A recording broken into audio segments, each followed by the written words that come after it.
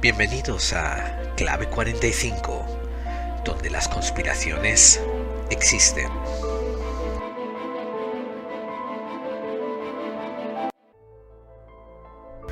Buenos días, buenas tardes, buenas noches, buenas madrugadas. Todo depende desde dónde y desde cuándo me estén escuchando ustedes. Desde qué punto en el tiempo. Porque esto es un podcast y por tanto es en diferido. Bienvenidos amigos míos una vez más a Clave 45. Les saluda muy efusivamente su guía de viaje, Geraldine.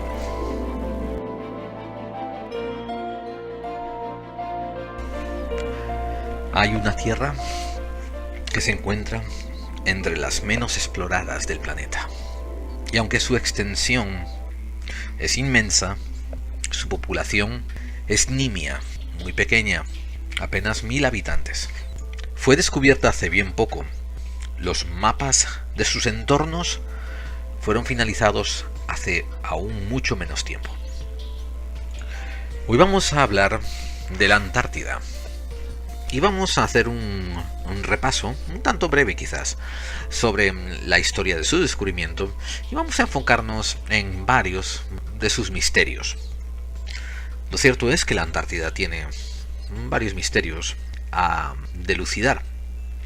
Pero como siempre, en Clave 45, nos vamos a enfocar en esas cosas que otra gente no se enfoca tanto. Muchísimos de nuestros oyentes ya saben sobre la operación High Jump, y si no lo saben, lo van a descubrir aquí. También conocen sobre el mapa de Piri Reis, también han oído alguna vez hablar sobre los vuelos del almirante Byrd, pero todo lo que vamos a recorrer hoy aquí, todo lo que vamos a compartir juntos, nos va a llevar hacia algunas claves poco conocidas. Así que, amigos, quédense con nosotros y quizás este sea un viaje interesante por la Antártida para todos nosotros. Y si usted es nuevo, pues le voy a explicar el formato del programa. Después de esta breve intro, voy a pasar a dar vías de contacto. Después voy a dar algunas noticias, si es que las hay. Y después entraremos de lleno en este monográfico que la sección se llama Buscando Claves. Después hablaremos de algunos libros o podcasts recomendados en una sección todavía sin nombre, pero que por ahora estamos llamando podcasts recomendados, y después pasaremos a leer correos de los oyentes en la sección que llamamos contactados. Así que amigos, vamos a empezar por las vías de contacto como hacemos siempre. ¿Y por qué? Bueno, no sé si hace falta recordarlo, pero Clave 45 es un podcast que se hace completamente sin ánimo de lucro. Ningún ánimo de lucro, no se gana nada en él. Y lo único que nos mantiene haciéndolo es abrir un diálogo y recibir un poco de motivación por parte de nuestros oyentes. Así que estas son las vías de contacto. Pueden dejarnos algún mensaje en el muro de iVoox, donde han encontrado este programa, porque Clave 45 principalmente se distribuye por iVoox. Así que, por favor, si les gusta y quieren oír alguno más de estos programas, para motivarnos, dennos al botoncito ese del pulgar para arriba, que indica que me gusta, y déjenos algún comentario, aunque ustedes piensen que no tiene mucha miga, nosotros nos motiva un montón, y no cuesta tanto. Tenemos correo electrónico. El correo electrónico es laclave45@mail.com. mail.com. Tenemos una página web que recientemente tuvo modificaciones en su dominio, entonces ahora es clave45 con número, clave45.wordpress.com, y no tiene y es una página de WordPress, y antes decíamos que tenía la clave delante, ahora le hemos quitado el artículo es solamente clave45.wordpress.com. ¿Y qué más? Ahí nos pueden dejar algún comentario. Ahí también nosotros ponemos como una mini transcripción del podcast, hablando de los puntos claves que hemos cubierto. Así que, y también donde ponemos algún enlace a las fuentes, si hay alguna fuente que nosotros hemos mencionado. También tenemos presencia en Google+. Cuando entran en Google+, busquen por Clave 45 con número 4 y 5. Nuestra comunidad de Twitter sigue creciendo y nos pueden encontrar en @laclave45 con número 45. Y también nuestra comunidad de Facebook sigue creciendo. Nos pueden encontrar por solamente clave 45 con número 45, sin el artículo la. Lamentamos la confusión de que en algunos sitios tuvimos que poner artículo, otros no. Pero para aliviarles la confusión, en el muro de iVoox vamos a poner las vías de contacto en el primer posting que nosotros ponemos. Y bueno, amigos, sin más preámbulos, pasemos pues al meollo de la cuestión.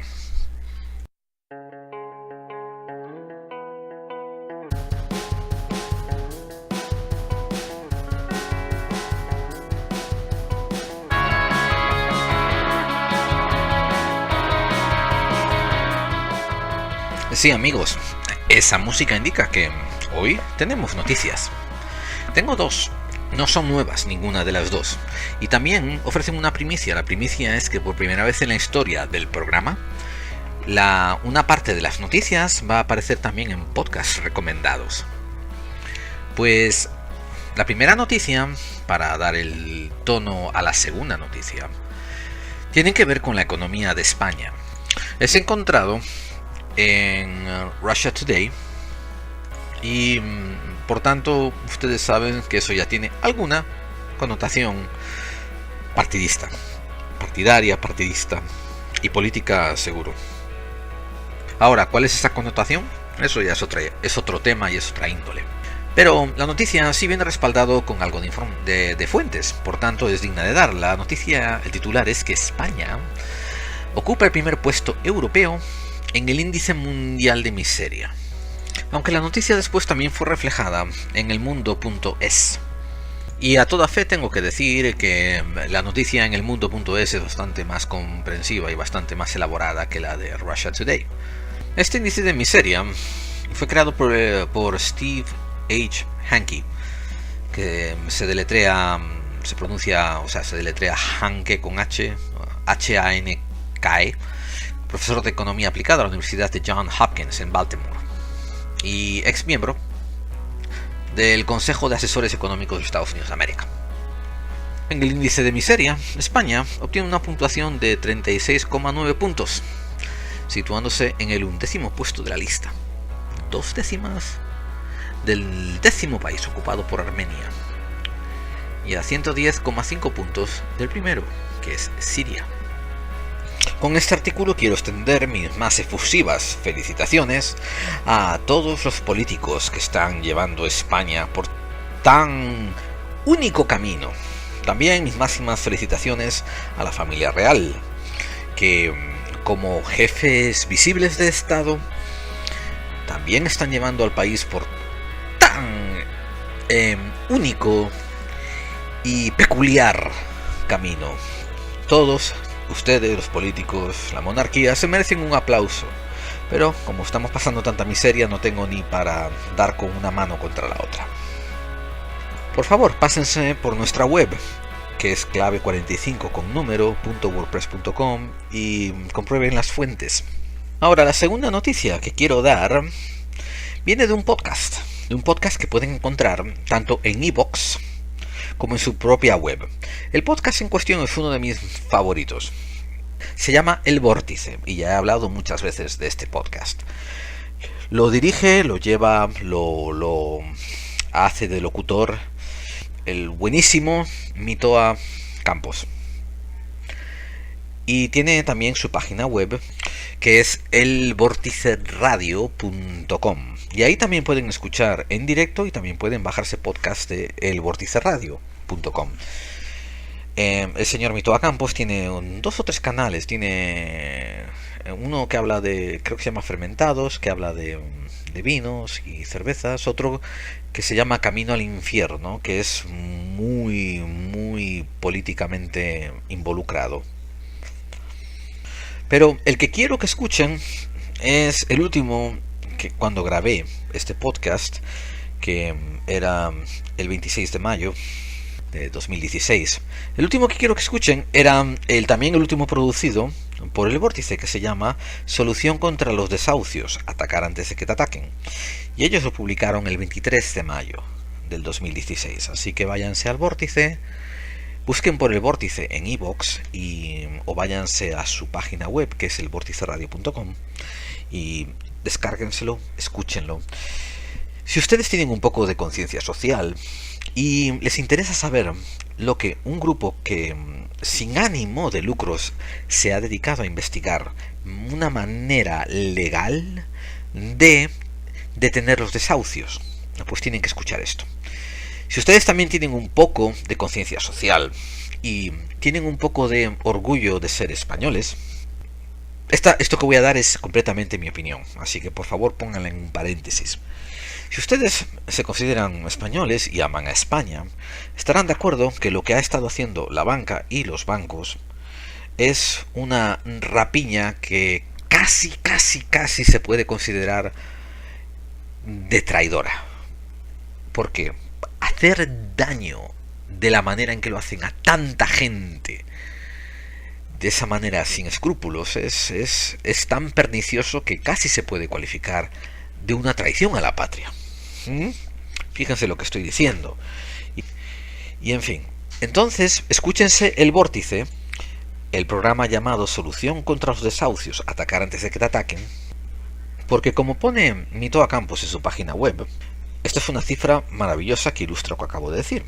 Entre el 2008 y el primer trimestre del 2015 se han iniciado en nuestro país, el Reino de Españistán, 598.747 procesos de ejecución hipotecaria. Lean bien esa cifra. 598.747 desahucios, en otras palabras. Estadísticas del Consejo General del Poder Judicial. Estos fueron ofrecidas a un informe presentado por Amnistía Internacional. De ahí el comentario de los verdaderos traidores a esta patria. Bien, pues Mitoa Campos trae al programa al ilustre señor Josep Novoa, este preclaro hombre, este fabuloso ejemplo de ser humano, este orgullo de persona. Tiene un grupo que se dedican a buscar maneras de interrumpir o detener los desahucios. Y han encontrado, entre otras técnicas, una que es llamada demostración de titulación. La técnica que ellos han desarrollado consiste en rellenar un sinfín de formularios. Eso no hay manera de darle vueltas. Hay que rellenar un montón de formularios.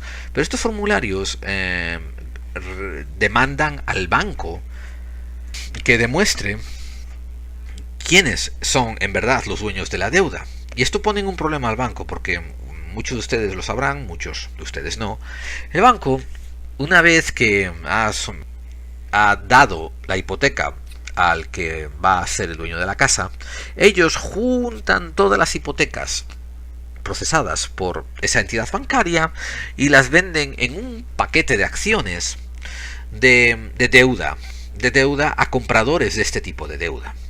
Por tanto, cuando ustedes van al juez diciendo que están siendo desahuciados, ustedes lo único que le están pidiendo al banco, con un montón de papeles, es que demuestre el banco quién es el que de verdad es el dueño de esa deuda para ustedes tener que lidiar con esa persona a la que ustedes le van a deber dinero.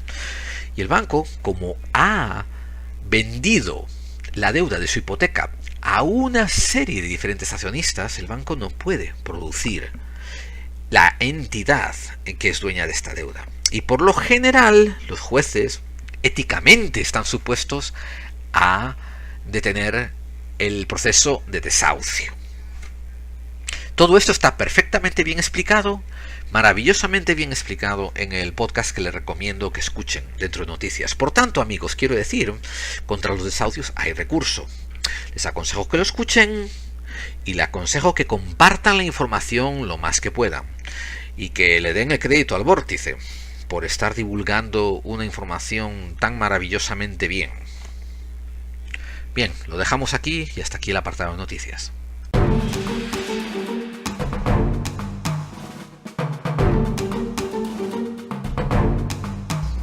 La Antártida es una masa de tierra de 14 millones de kilómetros cuadrados que está en su mayoría recubierta de hielo.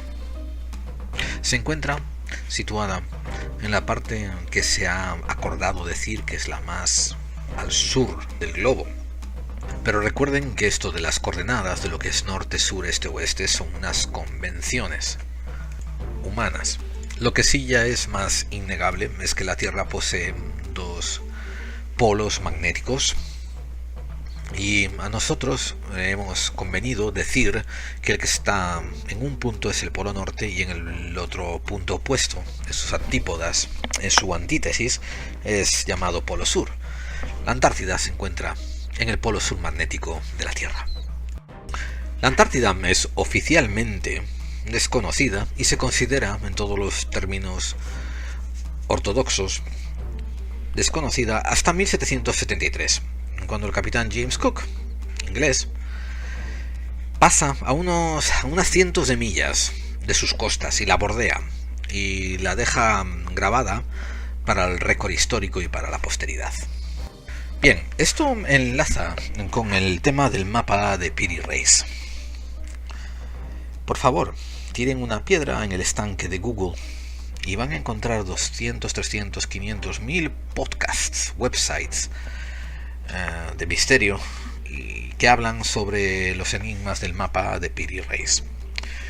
La versión corta de esto es que en 1513 se confeccionó un mapa y fue comisionado para el almirante Peary Race, donde se mostraban costas que hasta el momento no estaban supuestas a estar identificadas. Entre ellas las costas de Sudamérica y posiblemente también las de la Antártida. Antes de empezar a hablar sobre misterios de la Antártida, antes de empezar a hacer una larga perorata sobre los posibles hallazgos de pirámides ocultas en los hielos, antes de hablar sobre misterios en el lago Vostok, antes de hablar sobre cómo puede ser que aparezca en el mapa de Peary Race, antes de hablar de todos estos misterios y muchos más, tenemos que enfocarnos en el misterio más grande, en el misterio menos fomentado. ¿Puede usted, por ejemplo, montarse un chalet de verano en la Antártida? La respuesta es no. ¿Puede usted, por ejemplo, hacer su fiesta de fin de curso en la Antártida y hacer el gran botellón que acabe con todos los botellones? La respuesta es no. Entonces está preguntando usted, vaya, ¿quién gobierna la Antártida que me lo va a impedir? Bueno, aquí es donde empiezan las cosas interesantes, desde un punto de vista de la conspiración y el misterio. Porque, en teoría, no tiene ningún gobierno y no es una nación. En 1959, representantes de 12 naciones se reúnen en Washington y entre todos pues forman y firman el tratado llamado Tratado de la Antártida. Curiosamente, ante las Naciones Unidas, que se habían formado poco antes, pues ya había habido ciertas peticiones de exigir que la Antártida, ciertos territorios de la Antártida, pasaran a ser de una, de otra nación, etc. En 1961 se llega a este acuerdo por representantes de 12 naciones, ojo, no del mundo, de 12 naciones, que la Antártida iba a ser una base para investigación pacífica, amistosa, sin conflictos bélicos, y este Tratado de la Antártida de 1959 se pone en efecto en 1961. Fecha también en que todas las peticiones territoriales, todas esas demandas de que esta pedazo de tierra es mía por otras naciones fueron suspendidas. Si cabe decir que más adelante, en 1991, 24 naciones aprobaron un protocolo añadido a este Tratado de la Antártida, donde se prohibían las operaciones mineras o las operaciones de petróleo, de buscar petróleo. Bueno, y no digamos que se prohibían, se ponía un alto a ellas por un periodo de 50 años. Y se puso en efecto en 1998. Eso quiere decir que a partir de 1998 se va a mantener un alto a las perforaciones mineras y perforaciones petroleras hasta el 2048. En este punto se volverá a renegociar el tratado. Eso sí, por lo menos ahora, en el 2016, ya hay 52 países que han firmado el Tratado de la Antártida.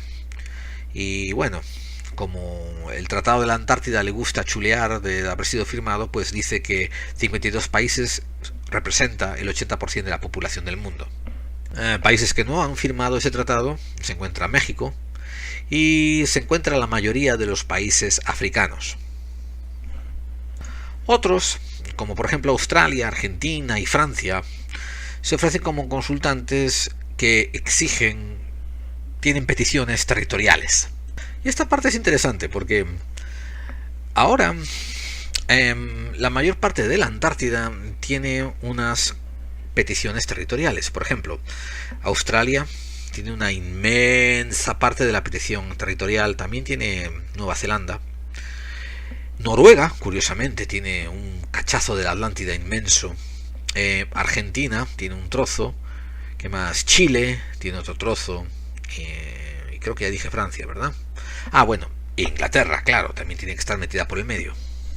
Entonces, si tú quieres ir a visitar a la Antártida, no basta con que tengas una buena barca de remos. Resulta que tienes que pertenecer a uno de los países que ha firmado parte del tratado. Y ahora recordemos que, gracias a Dios, han sido el 80% de los países que tienen población mundial. Que eso no quiere decir que es el 80% de los países en el mundo. Peguen atención a este dato.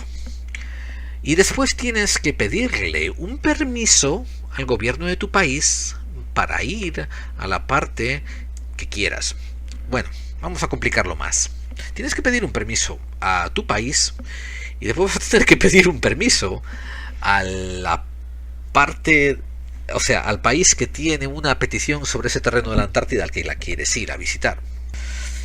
Actualmente, a pesar de que el Tratado de la Antártida dice que va a ser una área desmilitarizada, pues actualmente la Antártida cuenta con muchas bases investigativas, tanto rusas, americanas, inglesas, francesas y de otras nacionalidades. Entre ellas está la base rusa famosísima encima del lago Vostok, que tiene noticias en el mundo del misterio cada otro viernes. Después está la base McMurdo, que es americana, y no tiene tantas noticias de misterio, es más bien una vez al mes. Pero curiosamente, todas estas bases cuentan con la infraestructura militar para su constitución o su populación o su formación. Yo no puedo determinar, no puedo encontrar pruebas fehacientes de que actualmente hay militares en estas bases en la Antártida.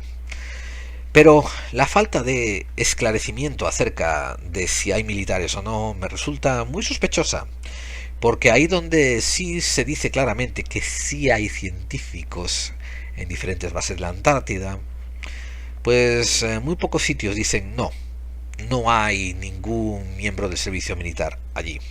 Consideramos pertinente hacer este episodio sobre la Antártida debido a que en nuestro episodio anterior, el 19, titulado Sobre la Tierra Hueca y algunas cabezas huecas, pues nos pusimos a hablar sobre la teoría de la Tierra Hueca y también sobre el diario secreto del almirante Richard Byrd, que al final resultó que ni era tan secreto, ni era tan diario, ni siquiera era tanto de Byrd, al menos por los últimos estudios que se han hecho de ese diario.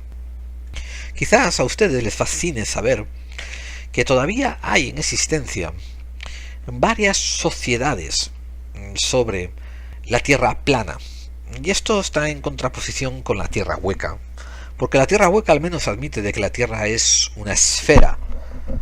Difiere y se vuelven bastante arriesgados al definir que es un contenido, está hueco y que puede albergar vida, y que suele además albergar vida mucho más inteligente que la que hay afuera.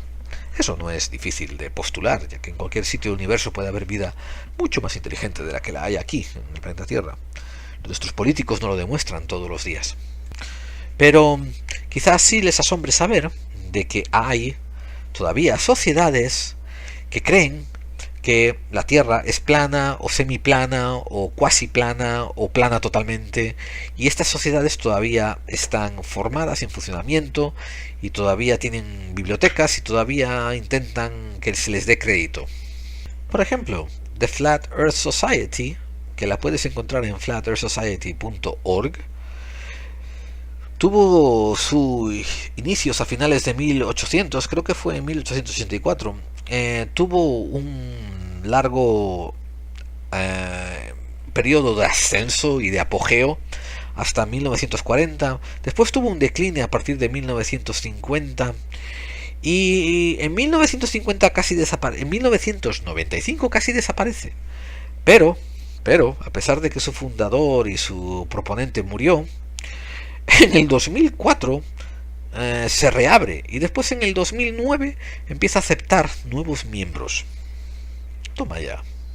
Tienen una sección de podcasts que se lo recomiendo porque el último podcast que emitieron, que creo que fue...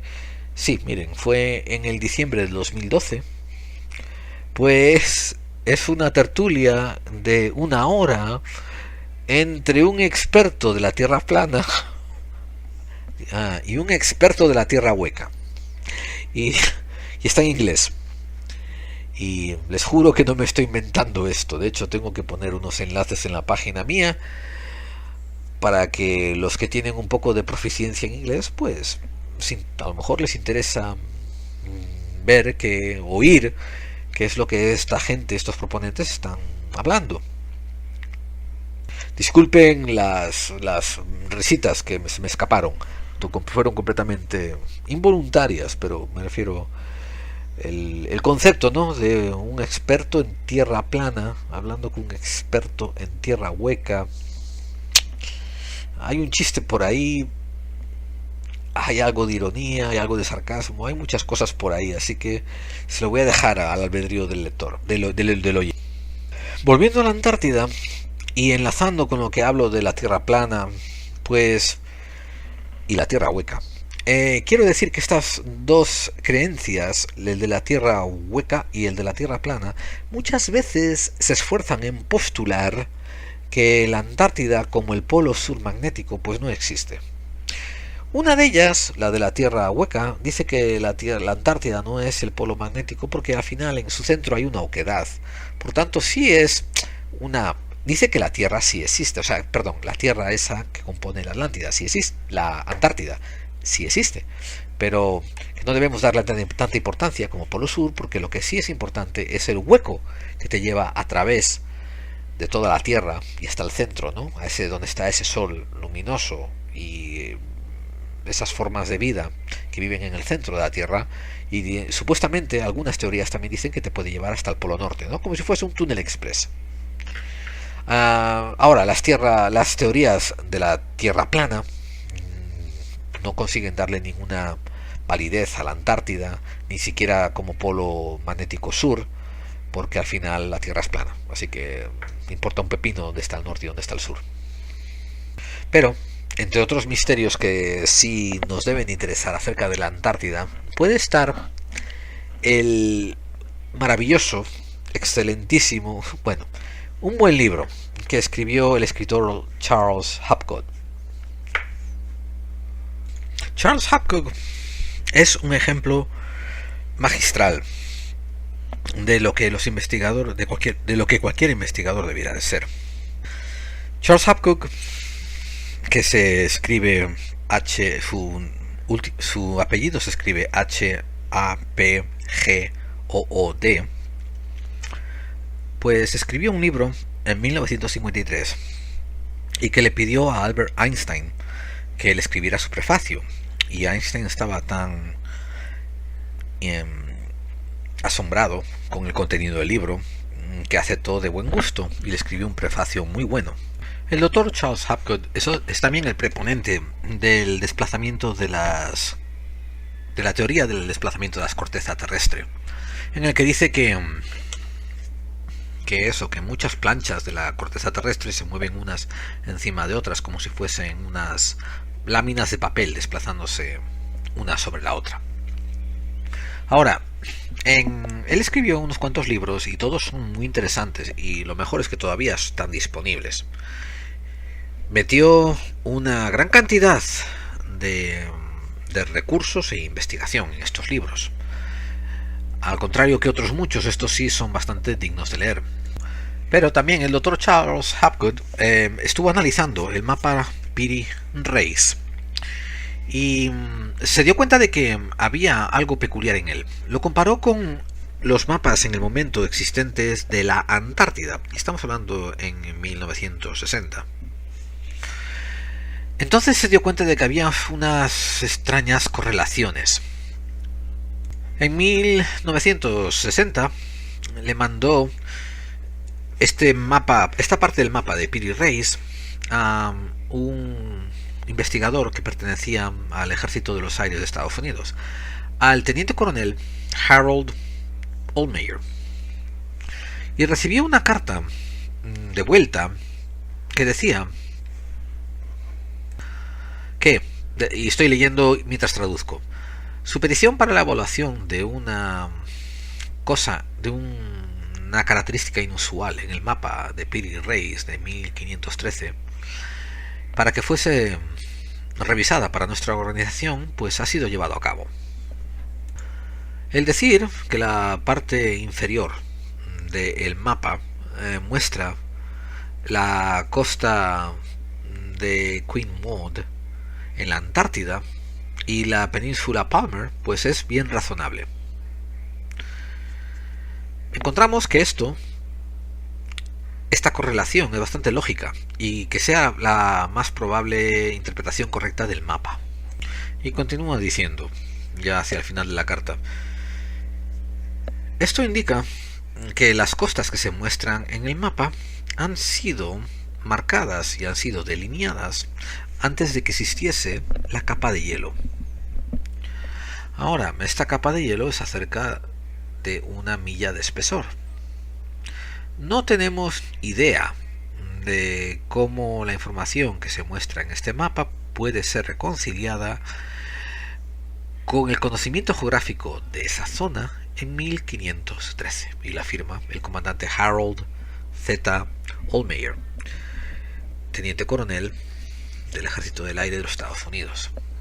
Por si acaso se ha perdido un poco en traducción, lo que hizo fue que Charles Hapgood le mandó la parte del mapa Piri Reis al servicio de análisis del teniente coronel Ohlmeyer y le dijo que se fijara en que la parte inferior del mapa de Piri Reis se parecía a los nuevos análisis que el Ejército del Aire estaba haciendo con tecnología radar para encontrar la geología terrestre, la geología de la Tierra que había debajo del hielo. Ojo, hasta cerca de 1900 aún se creía que a lo mejor la Antártida era toda hielo, era como un inmenso iceberg, aunque ya había habido expediciones que descubrieron trozos de tierra y montañas, pero se sospechaba que a lo mejor esas montañas eran trozos de tierra que habían sido quedado atrapadas por un inmenso iceberg.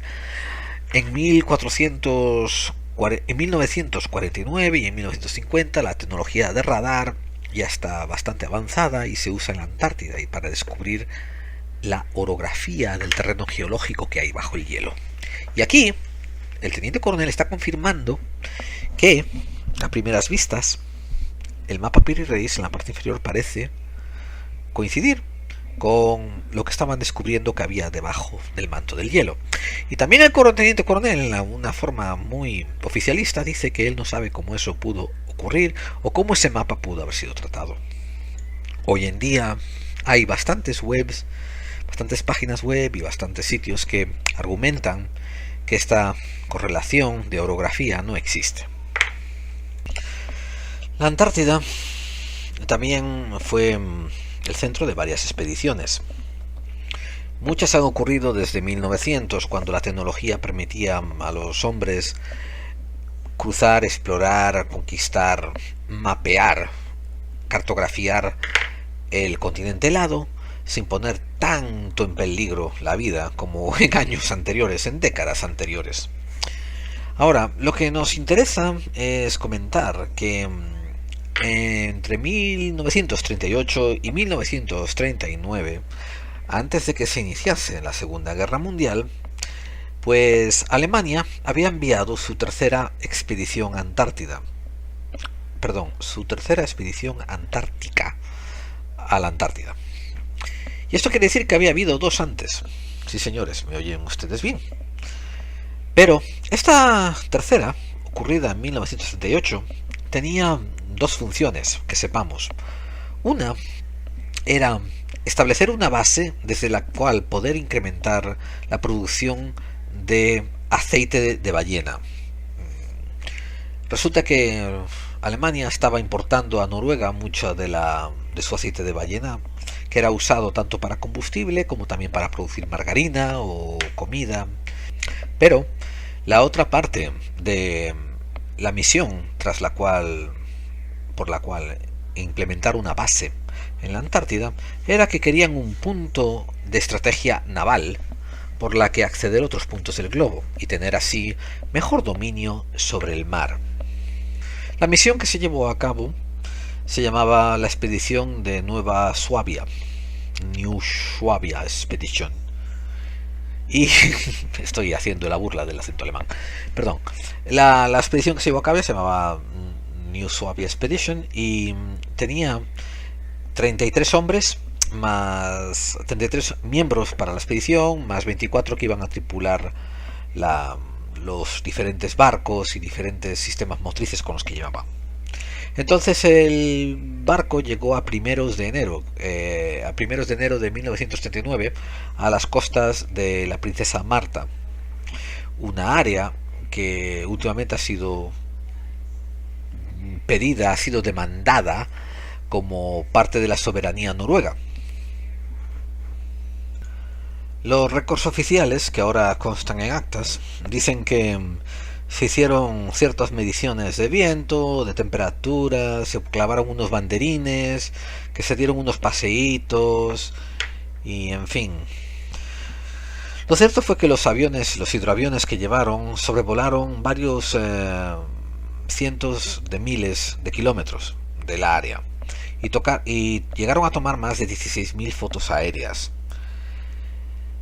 La expedición regresó para Alemania y llegó en abril de 1939. Y esa es la versión oficial. Las versiones no oficiales pues dicen que muchos alemanes se quedaron atrás y que sirvieron como un punto para cuando acabó la guerra en 1945, pues que Hitler pudiese escapar y mantenerse en la Antártida antes de irse para Argentina. Recuerden geográficamente que Argentina está bastante cerca de la Antártida. De ahí que sea uno de los países que tiene más derecho a pedir territorio. En fin. Esto nos une con lo que hablamos en el episodio anterior sobre la operación High Jump. Que recuerden que les he dicho en el episodio anterior de que si hay un listado oficial de las pérdidas, existe una lista de las fatalidades que ocurrieron durante esta campaña. Lo curioso es que, como repito lo que he dicho antes, cientos de webs de conspiración dicen que los americanos regresaron con el rabo entre las piernas, que sufrieron un alto índice de fatalidades, que perdieron cantidad de vehículos, etcétera, etcétera, etcétera. Y la realidad fue que se puede constatar de que se perdieron un tractor, se le hizo daño a un rompehielos y perdieron 2 aviones. En cuanto a vidas humanas, murieron 3 pilotos en uno de esos aviones que se perdió en el combate. 3 aviadores, porque no todos eran pilotos. De hecho, uno era un radiotelegrafista, el otro era un teniente y otro era un piloto. Y también murió un hombre que patrullaba el barco, porque cuando estaban bajando, uno de los tractores que se desprendió y le cayó encima. De ahí a decir que fueron masacres y que tuvieron luchas encarnizadas y que se las pasaron horribles, no sé, no sé dónde se sacan esa información. Sí puedo decir de que hay gente más avispadita, gente mucho más perspicaz, que dicen que como esto fue una operación encubierta, las inmensas pérdidas que acaecieron durante la operación fueron enmascaradas como suicidios, accidentes, eh, muertes durante entrenamiento que tuvieron lugar en las bases originales de donde murieron la gente que perteneció a esta operación. Eso es lo que dicen ciertos ámbitos de la conspiración para justificar como en el récord oficial solamente aparecen 4 muertos en la operación High Jump. Según ellos hubo cientos o quizás miles en los combates contra los ovnis y los extraterrestres.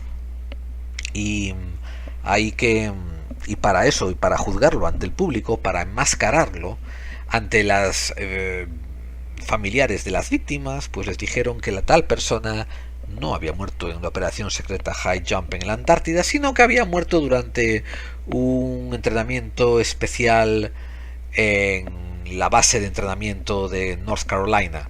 O a otro le decían que había tenido un accidente cuando estaba haciendo una operación confidencial en Alabama. A otro le decían que había muerto de enfermedad cuando iba de camino hacia Los Ángeles. Bueno, eso es lo que dicen algunos más avezados de la teoría de la conspiración. Lo que sí es cierto fue que el contraalmirante Richard Byrd sí hizo unas declaraciones curiosas después de su estancia en la Antártida.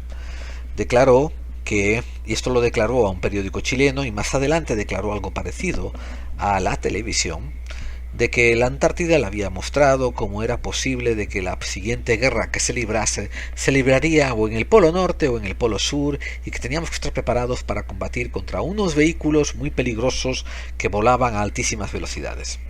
Es muy comprensible, ¿no?, que la gente que ya esté prejuiciada a pensar en ovnis y en extraterrestres, pues encontrasen un enlace a las declaraciones de Byrd.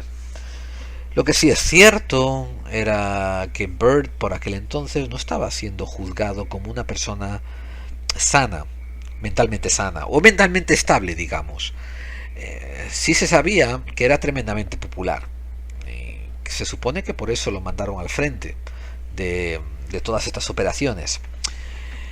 Pero se cree que lo mandaron al frente como una figura de marketing, para darle una cara reconocible a estas operaciones.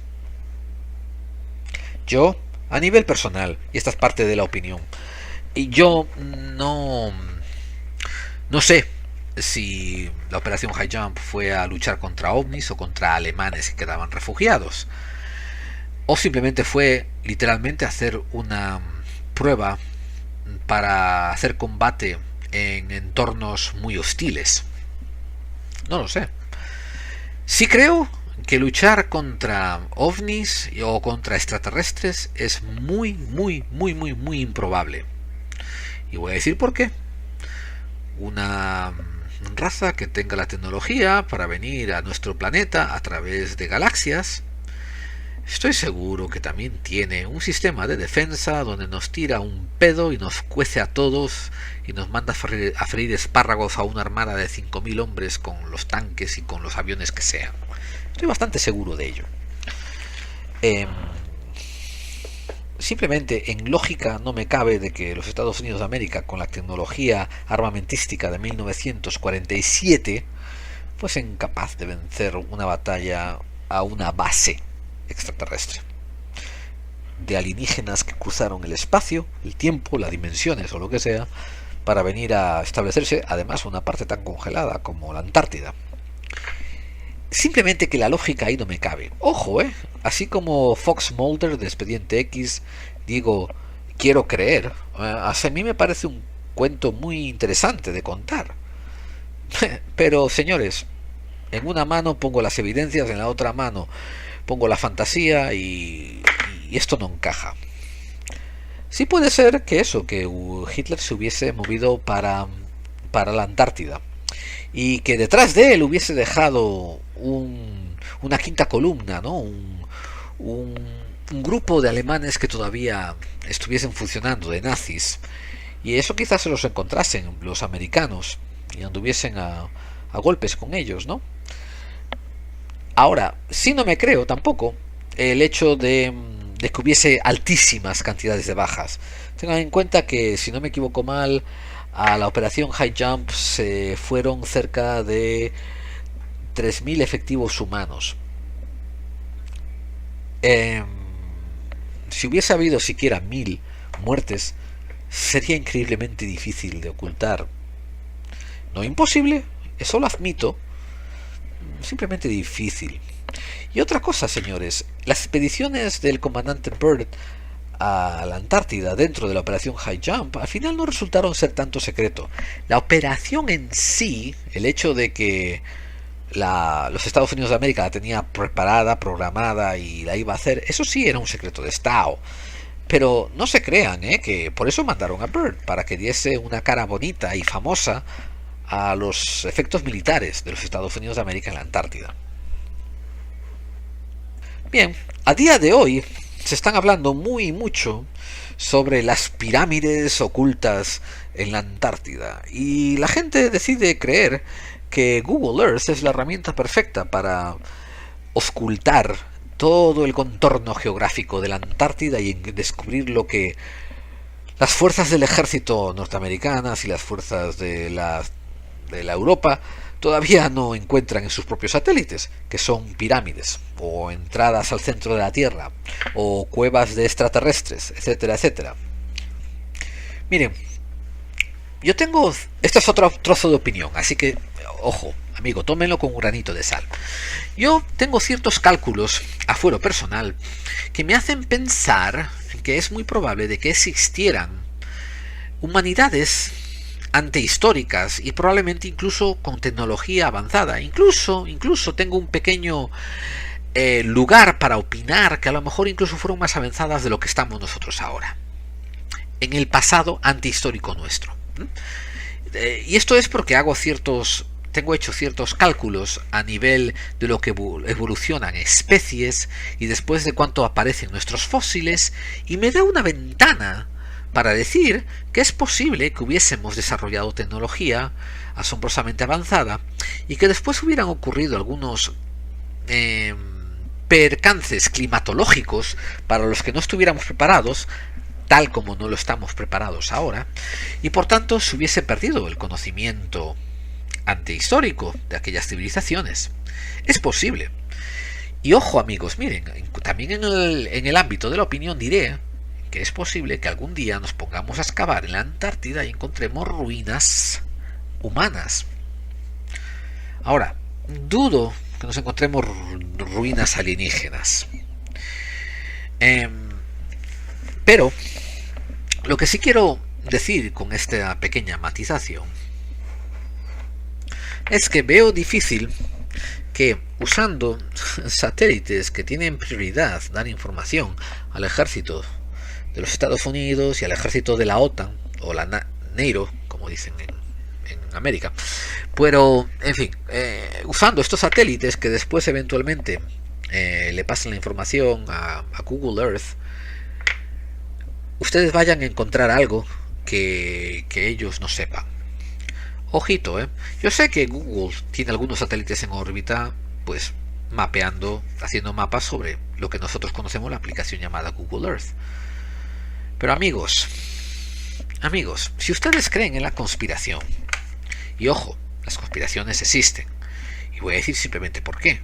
Porque la gente que está en el poder no tiene ningún miramiento de usar técnicas secretas o incluso usar el secretismo para perpetuar su propio poder.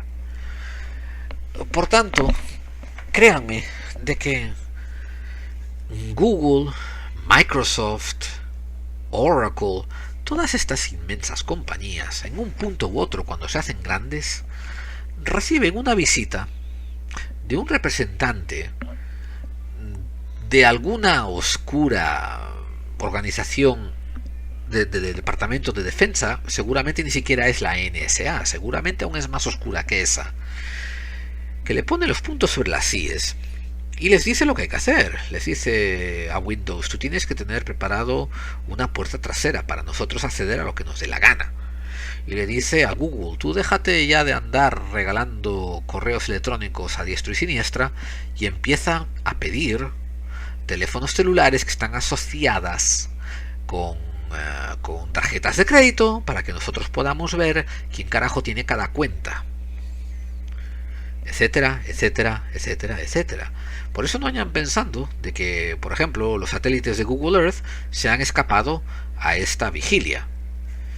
Cuando ustedes están creyendo encontrar una pirámide en la Antártida usando Google Earth, pues la NSA, la CIA y 10.000 otras organizaciones ya lo han visto 1000 veces y seguro que la han dejado ahí de cebo para ver quién es el tontorrón que agarra y empieza a hacer una web que ellos eventualmente, hablo de estas organizaciones, van a usar como artículos de desinformación, van a propagarlas y ponerlas en la parte más alta de los buscadores. Y ustedes van a decir: caramba, si yo tenía un blog de 50 visitas, ¿cómo es que ahora de repente estoy recibiendo 200.000 y 300.000 en esta página que yo acabo de abrir? Bueno, pues el misterio está resuelto. Es simplemente que has sido considerado un agente digno de unirte a la desinformación y sin tú saberlo. El lago Vostok, que está siendo horadado por científicos rusos, encuentra bastantes cosas interesantes. No solamente las anomalía magnética que hayan en el fondo, sino también esperanzas de encontrar vida muy extrema aún sobreviviendo, también vida bacteriana.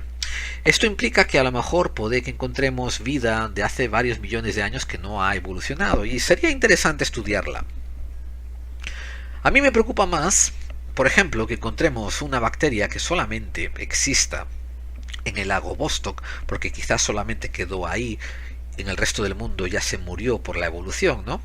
Y que esta bacteria, en vez de pasar a un estudio de la comunidad científica humana de todos los países, pues pase a un estudio militar ruso y eventualmente pase al mercado negro ruso como una arma biológica.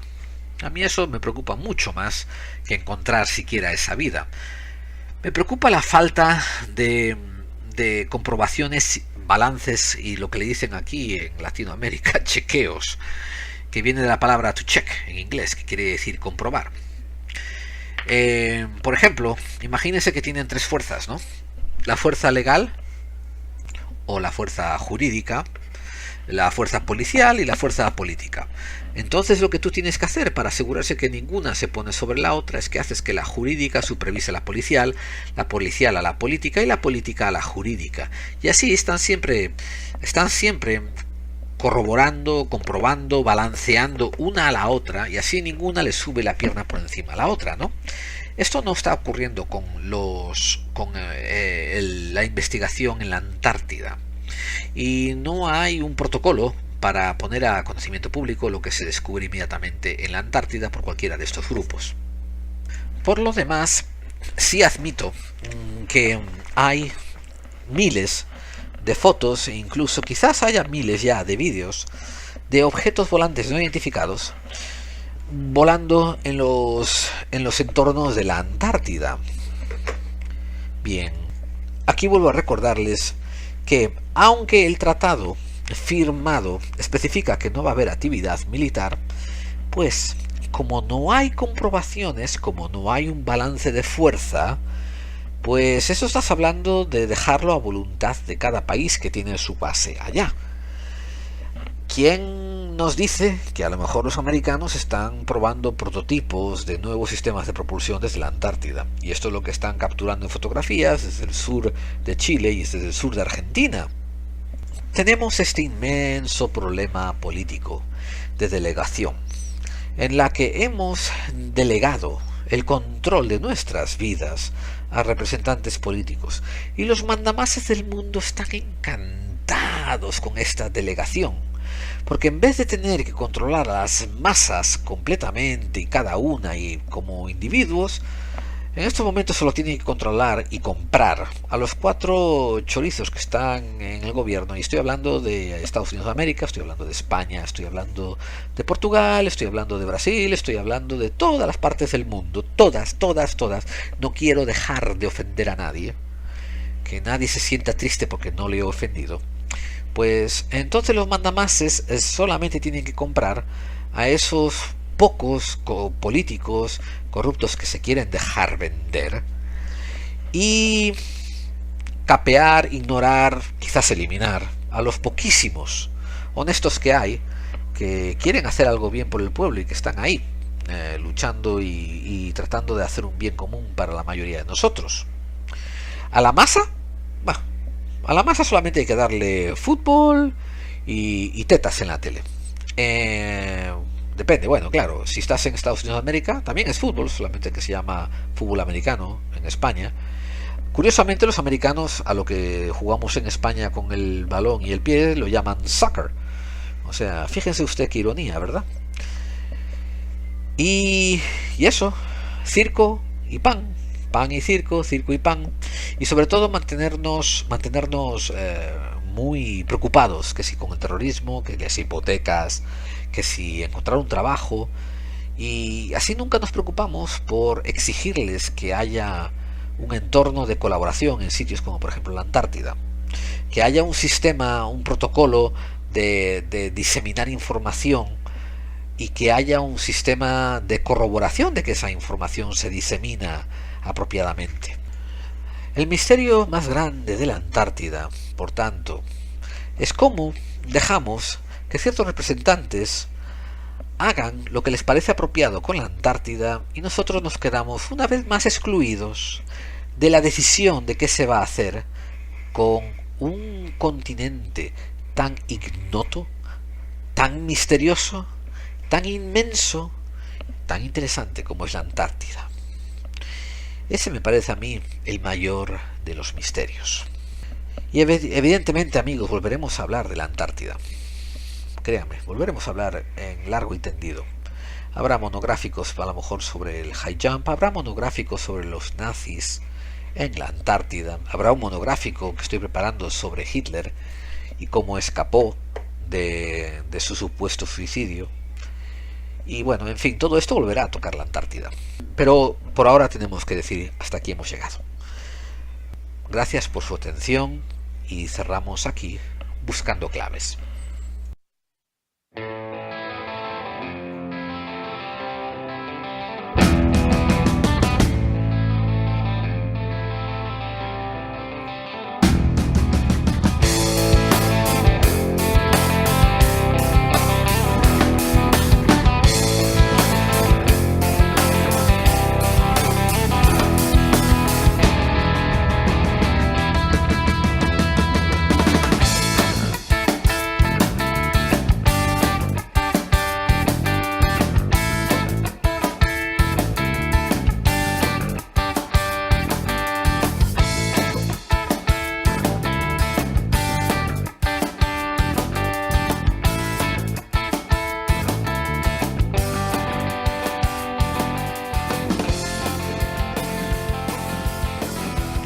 Hoy en los podcasts que le gustaban a mi abuelita. Amigos, seguís sin darme ninguna recomendación de cómo llamar a esta sección. Vamos, gente, que sois creativos, yo sé que sois creativos. Así que seguiré llamándola por ahora podcast recomendados. Hoy vamos a poner 2. Uno que fue el que mencioné en las noticias y no puedo recomendarlo con más ahínco ni con más tensión. Sí lo puedo recomendar más veces. Es el de El Vórtice, solución contra los desahucios, atacar antes de que te ataquen. Buscad por El Vórtice en iVoox y si estáis interesados oír este podcast. Y no solo eso, si conocéis a alguien en una situación precaria por asunto de desahucio, por favor, haced lo que esté en vuestras manos de pasarle este audio. Y el segundo que voy a recomendar es un podcast relativamente nuevo que descubrí hace poco, aunque ellos ya tienen varios programas. Se llama Las 9 Noches. Me gustó por la frescura con que se juntaron estos dos contertulios, Víctor Villarreal y Ome Galindo, y hablan con mucha propiedad de diferentes temas. Es bastante entretenido, tienen la buena suerte de tener buena química en micrófonos y se combina muy bien y tienen un tono bastante desenfadado y te sorprenden con ciertas salidas, ciertos ángulos, ¿no? Hablando, por ejemplo, de libros malditos y después incluyen algún ejemplar de manga, por ejemplo. El que os voy a recomendar hoy es precisamente eso, se titula Libros y ejemplares malditos. Y recordad que tenéis los enlaces en la página web de Clave 45. Los podéis encontrar en clave45 con número 45.wordpress con 2 s al final.com. Y eso es todo por ahora en Recomendando Podcast. Podcast recomendados.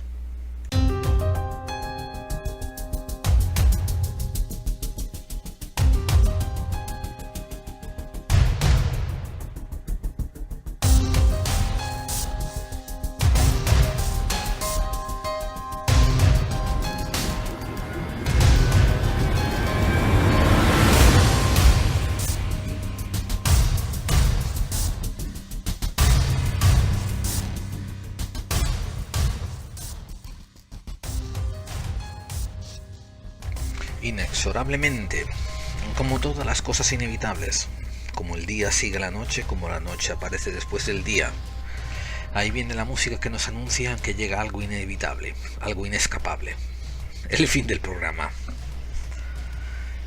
Y por último vamos a leer algunos mensajes en la sección de contactados. Por esta sección es por la que yo hago este podcast y paso varias horas a la semana grabando, editando, compilando, buscando, escribiendo, etcétera, etcétera, para ustedes, para que encuentren una manera de ponerse en contacto conmigo, para que exista el diálogo, para crear comunicación. Así que las vías de contacto, amigos, que también las pueden encontrar directamente debajo del sumario de este programa, son las siguientes. Nuestro correo electrónico es laclave45 @mail.com. Nuestra web es clave45.wordpress con 2 s.com. Estamos en Google Plus y nos pueden encontrar por podclave45@gmail.com o búsquenos por podclave45. Y también estamos en Twitter, búsquenos por laclave45. 45, siempre con número, amigos. ¿Qué más? A ver, y en Facebook, búsquenos por Clave 45. Ahí estamos teniendo mucha actividad y nos encanta. Desde luego escriban todos sus mensajes en el muro de iVoox que quieran dejarnos, quizás sea el método más fácil. Acuérdense de que si les gustó el programa, piquen en el pulgarcito ese que apunta para arriba, que quiere decir como un me gusta. Eso nos ayuda a ganar en popularidad y a la vez también ganar en posiciones donde aparecemos. Y vamos, sería una inmensa ayuda hacia la difusión del programa y el boca a boca. No se olviden de recomendarnos a los amigos suyos que escuchen podcasts e incluso a los que no escuchen podcasts también. Y ahora, para demostrar cómo se hace, vamos a leer algunos correos de los oyentes que hemos recibido, tanto por el muro de iVoox, por Facebook, cualquiera de estas vías de contacto tan fabulosas. Si no recuerdan mal, y si se acuerdan, la semana anterior hicimos un especial y también lanzamos el programa normal. El programa especial que hicimos era el especial número 2, la esclavitud de lo políticamente correcto, y recibió bastantes agasajos. Por ejemplo, en Roto65 nos escribió en el muro de iVoox y dijo: bien, chaval, con puntos, con exclamaciones, sigue de esa manera. También Luz al Cuadrado dijo: recomiendo la película de dibujos Infierno y Vuelta para los Susceptibles. Well done, Gerald. Este me hizo gracia. Gerardo Oviedo escribió: me quedé sin palabras. ¿Sabes cuando en las pelis hacen ese aplauso lento que va en crescendo? Así me sentí al acabar el podcast. Me voy a escuchar tus otros especiales, a ver si son tan buenos como este. Quizás te lanzaría una crítica constructiva de que a veces te repites en los segmentos, como que hablas de algo en el minuto 10 y después lo vuelves a decir en el minuto 30, como si fuese la primera vez que lo dices. Eso es algo pequeño que no debiera de restarle mérito al meollo de la cuestión. Y gracias por el comentario constructivo, Gerardo. Gracias. Luz al cuadrado. Visita un comunicado tardío que he dejado en el programa Hablemos de extraterrestres. Pura nata. Bitcal. Buenísimos estos audios. 100% recomendados. Barnescal. Es la primera vez que escucho un podcast y al final acabo agarrando un boli para escribir algunas frases que me encantan. Como he dicho ya algunas veces, amigos, esto es un podcast sin ánimo de lucro. Ahora, esto es la única manera de remunerarme, de compensarme o de hacerme sentir que el trabajo vale la pena hacerlo. Tener un poco de interactuación y dejar algunos comentarios. Se lo agradezco de todo corazón. Voy a seguir leyendo algunos. El entrañable Eneco Ramírez dijo: en los primeros 200 resultados de Google, sean a páginas de conspiranoia, no es casualidad. El embarramiento les viene de perlas en este y otros temas. Se estaba refiriendo al episodio 20 sobre la teoría de la Tierra hueca y algunas cabezas huecas. Y tengo que decir, amigo Eneco, que estoy completamente de acuerdo contigo en esto de que el embarramiento, la desinformación, son unas armas tremendas que usan esta gente. ¿Quiénes son esta gente? Bueno, son la gente que están moviendo hilos como pequeños marionetistas. ¿Y qué hilos están moviendo? Están moviendo los hilos de los grupos Bilderberg, de los grupos Skull and Bones, de los grupos de la G20, de un montón de grupos, Greenpeace incluidos, que ustedes a lo mejor creen que esos son los que mueven los hilos del mundo, pero no, estamos hablando de los que están detrás de ellos. El amigo Kill, que lo escribe con K-E-L, y te doy 1000 aplausos por ese nombre, dijo: a modo de curiosidad, me gustaría conocer tu opinión sobre la base dulce y Phil Schneider en un programa futuro, si es posible, gracias. Y te garantizo que esto va a ocurrir. No sé cuándo, no sé cómo, no sé por qué, sí sé por qué, porque lo pediste, hijo. Pero no, en serio, va a ocurrir. Tenemos que hablar de Dulce y Phil Schneider y eventualmente, pronto, pondremos uno. Estate atento. Sí te voy a decir, el señor Kill, que por el medio hacemos referencias a estos detalles, ¿no? Cuando hablamos de muchos temas. Filopofac me regaló 3 comentarios seguidos, a los cuales le estoy inmensamente agradecido. Gracias, Filopofac. Buen programa, Gerald. Lo bueno que dejas abierta la posibilidad de que hay algo real en esto, sobre todo cuando hablas de nuestros antepasados y suscitas a mundos intraterrenos, pero no sabemos qué hasta la fecha. Saludos y buena semana.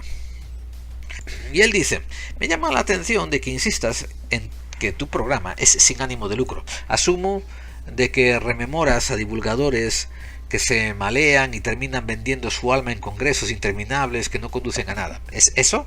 Porque desde mi punto de vista el lucro no es malo, la codicia eso sí. Por eso es la misma, por eso, por ejemplo, la misma plataforma Evox está con publicidad. Si no la quieres, te haces premium por un pequeño monto mensual. Y eso considero que es lucrar. Saludos. Y voy a aclarar un detalle, amigos. Esto sí, parcialmente el señor Filopofac dio en el clavo. Me quiero diferenciar de gente que vive de esto. Y cuando digo gente que vive de esto, estoy hablando de gente que monetiza a través de YouTube, gente que tiene sus propias páginas y venden cosas a través de ellas. Y ojo, yo no voy a decir que eso esté mal por un cualificativo. España está increíblemente arruinada. Y encontrar trabajo es más difícil que encontrar un unicornio. Sobre todo encontrar un trabajo digno y remunerado. Eso ya es más difícil que encontrar un unicornio follándose a un dodo. Por tanto, no puedo criticar ni vilipendiar a la gente que hace un poco de dinerito haciendo estas cosas. Es molesto, es un poco confuso, le quita un poco de no sé, de nobleza a este tema. Pero, ojo, yo no puedo criticar a nadie que teniendo un país muerto de hambre se tiene que buscar también ellos el pan. Pero sí quiero aclarar también usar el hecho de que yo lo hago sin ánimo de lucro para que ustedes sepan que el único beneficio que me pueden dar es comunicarse conmigo. Yo lo agradezco como si me estuvieran pagando en dinero. Ya sé que es increíble, pero es cierto, señores. Y por último, Palacios me escribió un apunte muy bueno. Dijo: he leído el libro de Botella, La Antártida 1947, base 211, nazis. Estoy muy interesado en la área de bordes, el tema operación salto de altura, high jump. Pues yo, por los reportajes y libros que he leído, no creo que fuese tan pocas las bajas como tú dices. Es un tema pero que muy interesante, sobre todo en cómo murió en extrañas circunstancias el comandante Byrd. Y me gustaría saber por qué lleva tanto tiempo sin desclasificar dicha operación, la cual lleva casi 70 años y sigue sin desclasificarse. Te agradecería que me enviases algún link referente a esta operación por mi cuenta, para intentar profundizar más en ella. Te estaría agradecido. Manuel Palacios, un saludo. Bien. Te voy a decir lo siguiente, Palacios, que los medios oficialistas, tanto Wikipedia como otros, tienen enlaces a la lista de bajas y de pérdidas, y también ellos te lo deletrean y te especifican cómo ocurrieron. Lo que sí es curioso es que he podido recibir impresos de un amigo de Australia, que él encontró papeles desclasificados sobre la aportación de Australia a una de las operaciones en el Ártico, y referían a las bajas ocurridas en high jump. Y curiosamente, las bajas que ellos también habían desclasificado coincidían perfectamente con las 3 bajas mencionadas en el reporte oficial americano, y el daño hecho al portaaviones, creo que era el portaaviones o el rompehielos, y también al tractor que se había hundido y los 2 aviones que habían chocado. Eso es curioso que 2 países diferentes, aunque aliados, ¿no?, coincidan en 2 tipos de reporte. Ahora, el inmenso problema es que esto está todavía clasificado como secreto de Estado. Entonces, esto, pues obviamente no podemos leer los reportes oficiales de lo que pasó. Por eso siempre le doy un grano de sal al hecho de que igual sí ocurrieron algunos desastres, y creo que lo comenté en el podcast mismo, de que había posibilidad de que se hubiesen ocultado bajas inmensas, si las hubo, ¿no? La razón también por lo que dudo, bueno, no voy a decir que es la razón por la que lo dudo, amigo Palacio, sino que sí he leído varias páginas web donde todos dicen que en la operación High Jump volvieron, y hablo literalmente, volvieron con el rabo entre las piernas de esa operación, y volvieron con centenares, algunos dicen que miles de bajas, otros dijeron que habían perdido la mitad del personal, la mitad de los hombres que habían ido. Y vamos, estamos hablando de una pérdida de 1500, ¿no?, de la cual no hay un ápice de constancia histórica.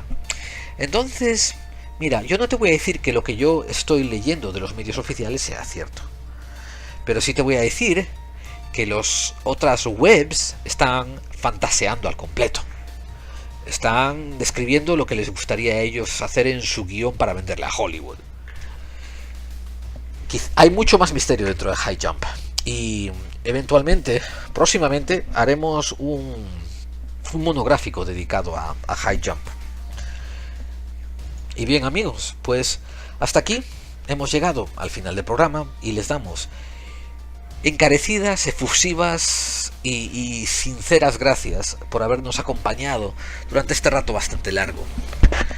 Les voy a recordar de que próximamente nos vamos a meter en los terrenos escabrosos de la conspiración, y vamos a empezar a tocar muchas narices a mucha gente.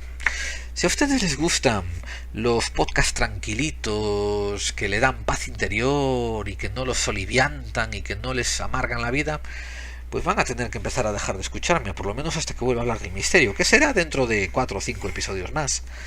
Pero si ustedes quieren pasar a ser parte de las soluciones, como dice mi amigo Mitoa Campos en en el vórtice. Y ojo, no es mi amigo de que nos vayamos de copas, es una persona a la que respeto mucho y por eso cualifico de amigo.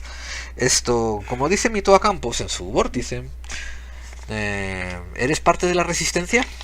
Pues aquí vienen estos podcasts de intriga, de conspiración y de machaque político, bueno, de machaque partidista. El objetivo de los que van a venir va a ser intentar devolverles a todos los oyentes un poco de orgullo en volverse a involucrar en la política desde el punto de vista de manejar los designios de su propio país como ustedes quieren que sean manejados. Y por favor, les aconsejo que los escuchen y que me comenten y que me dejen saber si es una buena línea para seguir o no. Bueno, por lo demás, ahora, como hacemos en cada programa, solo resta darle las gracias efusivas a esos colaboradores en la sombra, a esos que trabajan día y noche para que este podcast salga a ver la luz y sin embargo reciben muy poca gratificación. Nuestras primeras gracias van dedicadas a nuestro especialista en alergias y sabañones veraniegos, el señor Aldo Loroso Picor. Nuestras efusivas gracias a nuestro consultante de marquetería y trabajos manuales, el señor Óscar Pintero. También queremos extender nuestras más efusivas gracias a nuestra consultora psiquiátrica especialista en relaciones sin pareja, la señorita Constante Lagos Saba. Y también muchas gracias por estar ahí a nuestra residente enfermera de hospital público en vías de extinción, la señora Elsa Nitario. Bien amigos, los esperamos un martes más la próxima semana. Recuerden que salimos bien calentitos del horno en la madrugada del martes en iVoox y también por nuestra página web. Y esperamos que nos vuelvan a acompañar. Muchas gracias por haber estado ahí. Se despide de ustedes con mucho cariño Gerald Dean. Y recuerden, las conspiraciones existen.